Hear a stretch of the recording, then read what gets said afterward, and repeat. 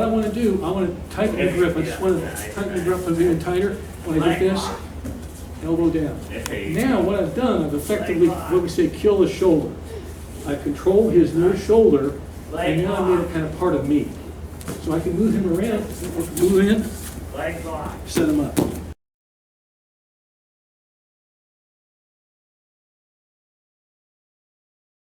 Let's work on using what we call your power hand, your surite. People call it your steering hand, your power hand, your lifting hand. Surite means lifting hand. And we're going to work on steering him with it. Okay, and it's a really important thing. So let's look at a few basics here that I think are basics in gripping. Now, when I grip, this lapel and sleeve grip, okay, I don't like to get my thumb hooked in this collar. I don't like that because maybe some people will disagree with me.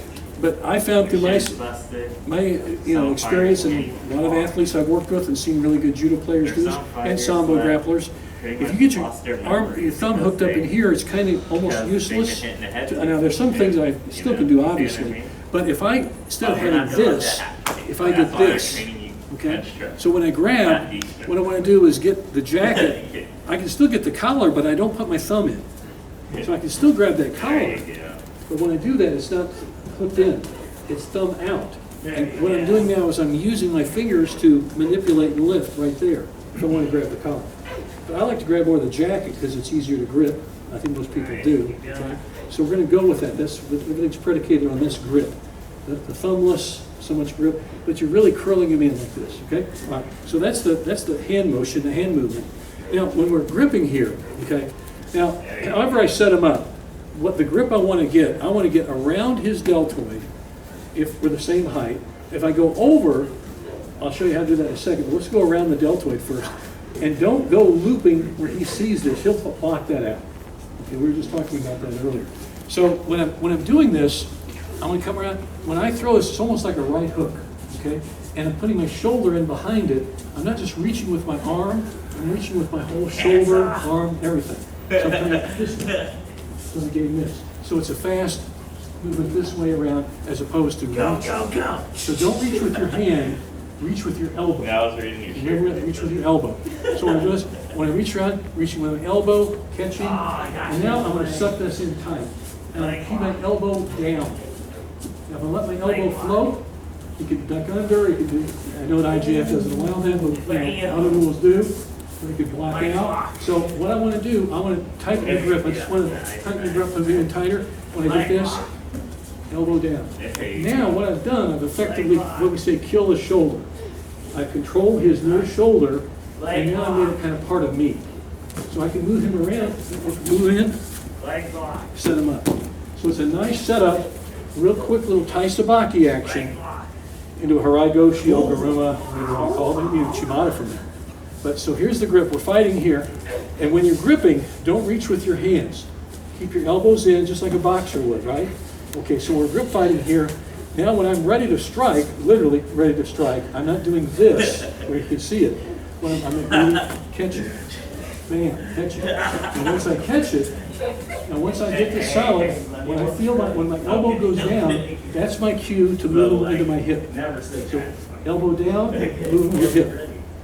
Now see the position in my foot. I step, and cross body Harai.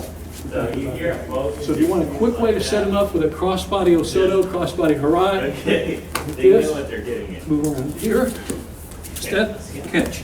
It's that little catch-up step at the bottom. You need that. If you can do it with reaching. I can do it here, and I can reach, but I'm off balance. It's not as strong. So I want to make sure when I come around here to the side. Now see this? Step straight in the direction I'm going to throw. Hook. Now I may want to throw forward a little more, I can do that. So when I step around here, and I step here, and throw. That's okay, but that toe, that foot of my driving leg is the direction he's going to go. But those toes point. So if I bring him in here, and I step this way, I know he's going that way. But this what we call a short grip, close contact grip, because now I bring him into me. There's no space. I've literally loaded him up, or we're just hooked up together to be one big hunk of human people. being here. So getting her gripping, catch, move around here. Now, again, let me come back up. You gotta have this. When I come back, when I pull him, elbow down, okay, and then suck him in. Now see how he's loaded? Step, hook. You do that in some portion. Sure. Okay. Just move with America. Watch how he moves around the side. Step. Bam. There you go. So it's, you know, that's the throw. You can use crossbody Osoto, more of an Oguruma to the front, Ashiguruma to the front, whatever you want.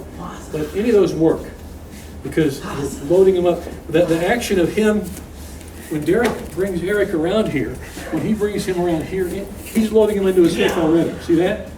Now, wherever he steps, with that toe, that's the direction he will throw it. Go ahead and toss it. Bam, there you go. Got it? We good? Simple stuff.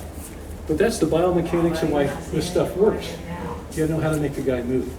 And again, it's efficient movement. The more effective you move, more efficiently you move, the more effective you throw. That's pretty much it. You got it? Simple stuff wins fights. It really does. Okay, let's go get him.